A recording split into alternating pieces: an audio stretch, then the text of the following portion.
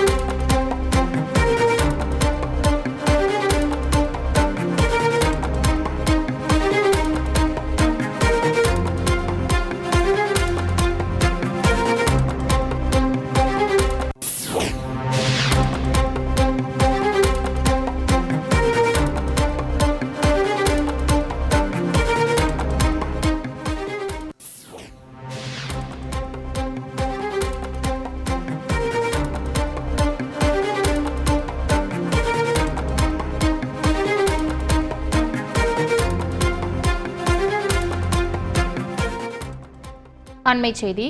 திமுகவினரின் தொலைபேசி ஒட்டு கேட்கப்படுவதாக திமுக சார்பில் தேர்தல் ஆணையத்தில் புகார் அளிக்கப்பட்டிருக்கிறது. இது தொடர்பான மேலும் விவரங்களை தருவதற்காக எமது செய்தியாளர் ரமேஷ் இணைப்பில் இருக்கிறார். ரமேஷ், வணக்கம். தற்பொழுது திமுகவினர் தொலைபேசி ஒட்டு கேட்கப்படுவதாக தேர்தல் ஆணையத்தில் புகார் அளிக்கப்பட்டிருக்கிறது. வேறு என்னென்ன அந்த மனுவில் குறிப்பிட்டிருக்கிறது? கூடுதல் விவரங்கள்.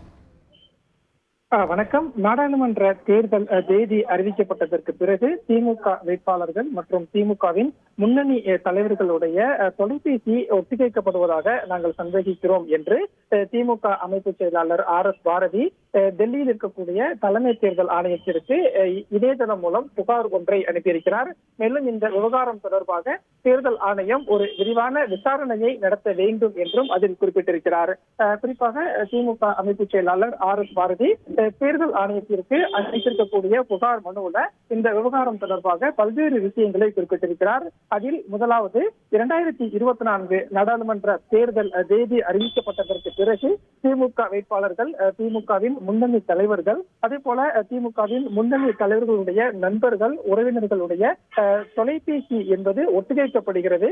குறிப்பாக மத்திய அரசின் அமலாக்கத்துறை போன்ற மத்திய அரசின் ஏஜென்சிகளால் இந்த சட்டவிரோதமான செயலில் ஈடுபட்டு வருவதாக நாங்கள் சந்தேகிக்கிறோம். இதற்கு ஒரு முழுமையான விசாரணை நடத்த வேண்டும் என்று அந்த புகார் மனுவில் தெரிவித்திருக்கிறார்.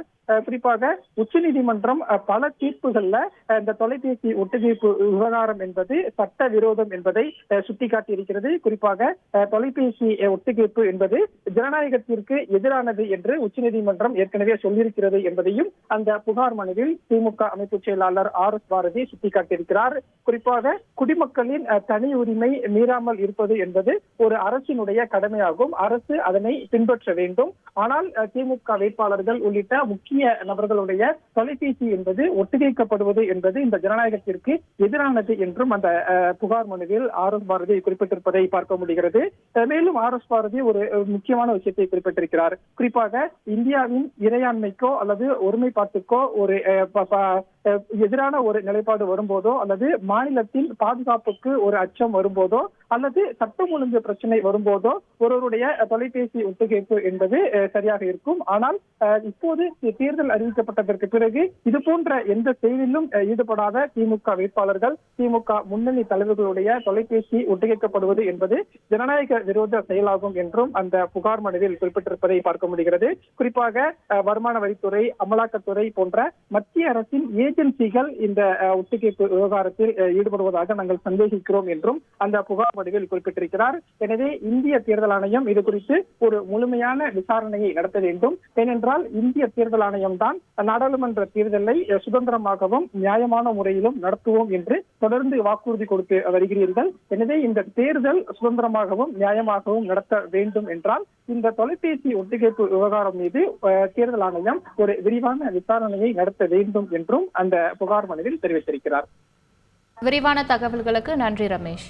Vijay Antony films corporation presents Vijay Antony, Mrinalini Ravi நடிக்கும் ரோமியோ உங்கள் அபிமான திரையரங்குகளில் ரெட் ஜெயின் மூவிஸ் வெளியீடு.